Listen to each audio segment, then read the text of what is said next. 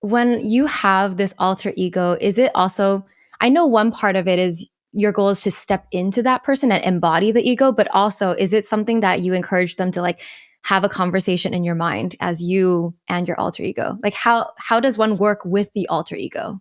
There's so many different ways to work with it. Uh-huh. You know, throughout the book, I talk about all the different tools that we can use at our disposal. So using objects, totems, artifacts, uniforms, like to create a deliberate ritual that we can step into this thing. So there's that. And then I talk about in the book, just the power of one of the great powers of it that I discovered over building thousands of alter egos and talking people through this is the power of now having almost like a controlled conversation now that we have in our minds.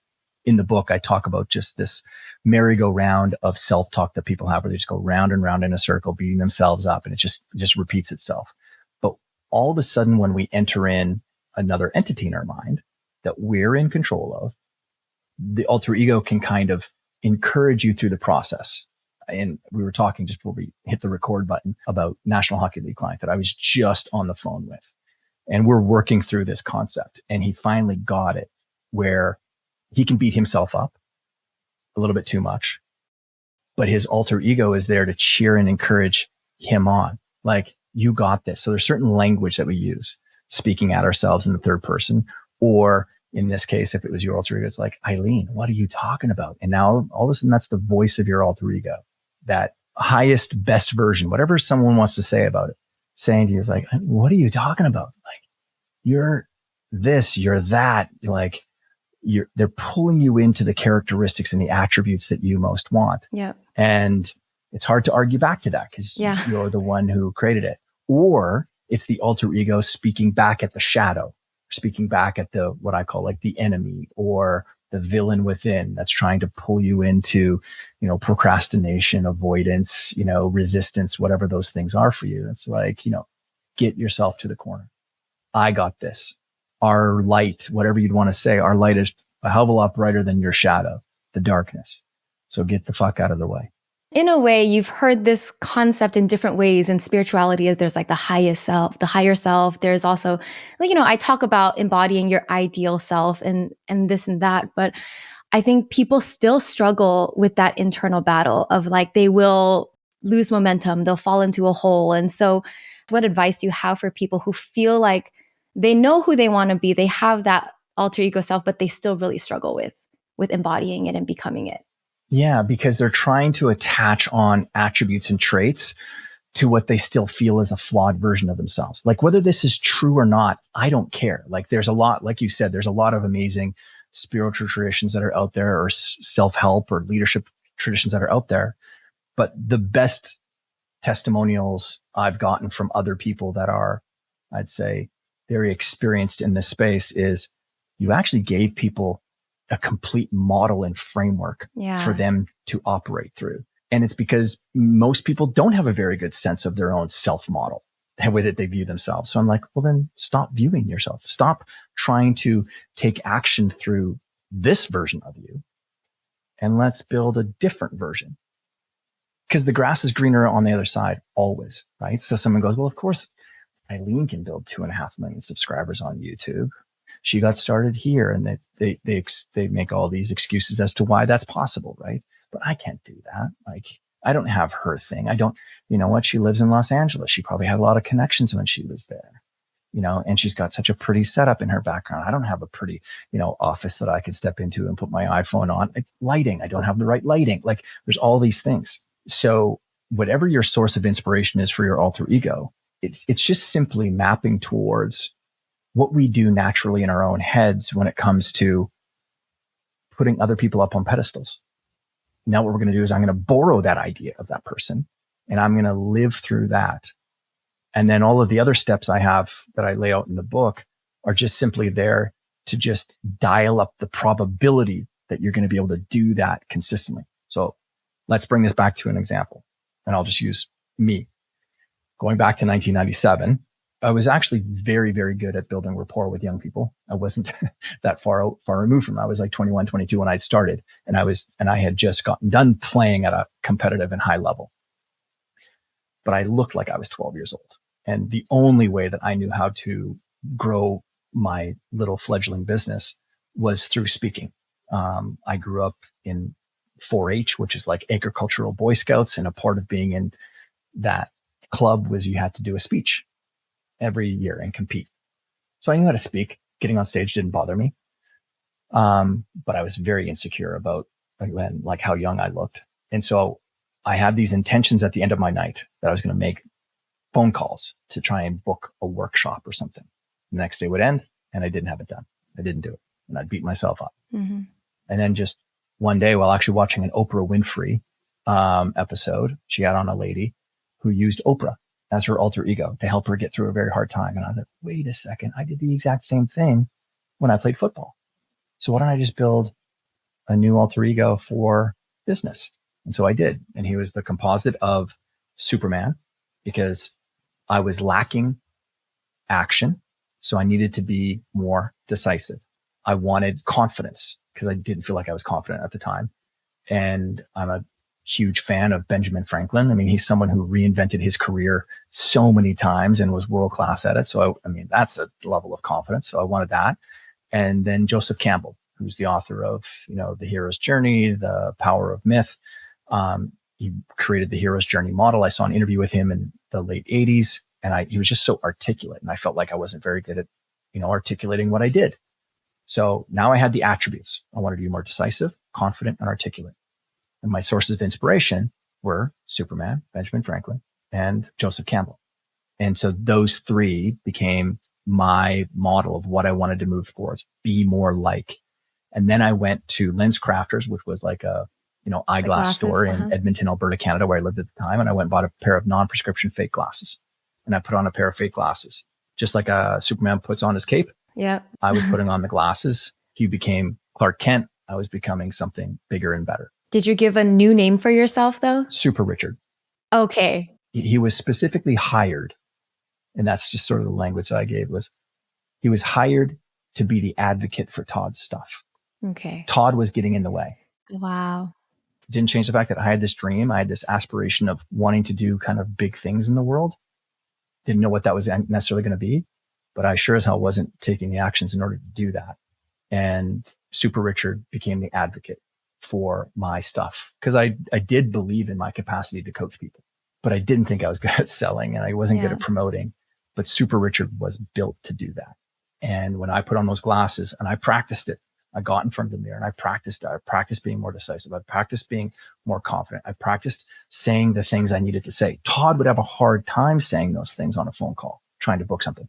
Yeah. Super Richard, he could do it. Now, to tie this up in a bow, 6 months later, I just put my phone down back when you actually hung up phones. Hung up my phone and I looked down and I just booked 2 speaking gigs for myself. And I looked down and my glasses were sitting on the table. And I sat back and I'm like, oh my God, I became Super Richard. Like you did that as Todd, but you became, yes. And that's what happens is these attributes and traits that you most want, they just become a part of you now. They become natural. You become unconsciously competent with them. And then all of a sudden, because you can't help but the switch get flicked, you're like, holy shit. Like, what else can I change? Yep. What else can I go after? And what else have I been arguing about that? Oh, that's just the way that I am. Yeah. Because I had this thing in my head, like, oh no, promoting and, getting out there and being dynamic as a whatever, that's for other people. No, it's not. And so I just kind of encourage people that whatever it is that you're kind of seeing or perceiving in other people that you would really love to have, or what you just appreciate about them, that's a signal that you should probably pursue that attribute and trait because it's only going to help you to become more of what you already are. Yeah. I love that concept so much. It's so inspiring because it really, instead of seeing those things as weaknesses that will stay that way forever, you can literally shift anything about yourself with that mindset. You can choose an alter ego, choose a new identity that's good at that. And if you just think about how we all evolve anyway, it's literally just the pattern of life. I mean, if anyone does a good job of reflecting back on 5-10 years ago, I'm hoping that the current version of you isn't the same. Yeah. But by the way, if it is, there's still an opportunity based on the fact that millions upon billions of other people have shifted and changed over time. Absolutely. It's just honoring the human experience. It's not being fake. It's not being an imposter. It's just honoring the way that life really does work. Yeah. Yeah. Okay. So the first thing that also comes to my mind is I think people understand how to do this, right? Give your alter ego a name, step into that person. But the reality of their life, say the people around them, obviously don't know their alter ego. They might hold you back to your old self, or they might doubt you. Or how do you deal with that resistance of things that might not flow with that new self of yours? What if you did it anyway? And you did it despite the fact that the other people are doubting you? Because I sure as heck didn't have nothing but people around me that were encouraging me the entire way. Now it's very easy because, like you end up building a platform and people know who you work with, or you've built businesses and sold them and all that kind of stuff. So it's kind of easy for people to kind of be around you that want to, or that are going to encourage. And whether it's selfish reasons that they're doing it, doesn't matter. Just, it's pretty easy for me to have people around me now that are encouragers. But I had nothing but people who doubted me. In fact, when I started my business back in 1997, I had the head of psychology from a major university call me out of the blue and call me a fraud because I was out there calling myself a sports psychologist and I don't have a degree. And I said, I don't call myself a sports psychologist. I don't give myself a name. I do mental game and peak performance work with athletes. And just based on the fact that my history was working inside of sport and being inside of locker rooms, I was very, very quick-witted and good at comebacks. And so I just happened to say back to the person then when they were challenging me, I'm like, you're just jealous because I'm the one who's traveling around getting booked to go on stages and speak. And you wish you were the one who was out there doing that. And so bold. I kind of made it a bit of my mission to throw punches back at the world of psychology. That's actually one of the actual gifts that moment gave me was I was like, oh, I'm not scared of you. And you guys are just trying to protect something that isn't even yours anyway. That's really wise. Yeah. Because it is tough. Even me, like as someone who loves to read a lot of books, but I didn't get a degree in psychology. I don't have a PhD or anything. Sometimes you're talking about topics and you feel like, oh, do I have the credibility to say this? But in the end, you just do it. But I think that taught me that I could be a lot more confident, right? Yeah. Yeah. Also too, it's like, I don't promise perfection in life. I don't make these promises that some people will have a tendency to do. Like even the alter ego, like, hey, I want everyone that's listening, buy the book, please. I want to try to get as many of my copies in people's hands as possible. But do I think everyone needs an alter ego? No, I don't. I don't think everyone needs an alter ego. I do think that the people who win in life are the ones who have the most valuable tools on their tool belt to help them navigate life. I know that you're a really big fan of like mindfulness and gratitude. It's a really great tool to have. Okay. Knowing how to shift your identity as you're achieving and trying to pursue your goals, boy, is that ever a powerful tool that you have. The alter ego method that I give people just simply is the tool to help go and make that happen, as opposed to just saying, what's my best self? That can work for some people, but I'm trying to give you a model and a framework that does work and map towards how the brain works. Yeah. Yeah. So you originally asked the question around doubt. How do you deal with that? I would say no matter what, you got to do it anyway. Yeah. Because there's always going to be people doubting you. It doesn't matter how high you climb. Look at any of the stories of a celebrity who's getting it taken down right now. There's people who are doubting them. Yeah. And yet you do it anyway. It's not a popular thing to say, but it is reality. We do it anyway. Think about like the little seed that's in the ground. And if it sat there and just simply lamented the fact that it had to push up through all that dirt in order to get to the sunlight, we wouldn't have anything growing. But it's that bursting through part. That's where all the value sits in the intestinal fortitude that you get, the resiliency that you earn, the grit that you earn, the new story that you tell yourself, the narrative that you tell yourself about, what you can overcome and who you can overcome sometimes as well, in order to get to the first phase of growth.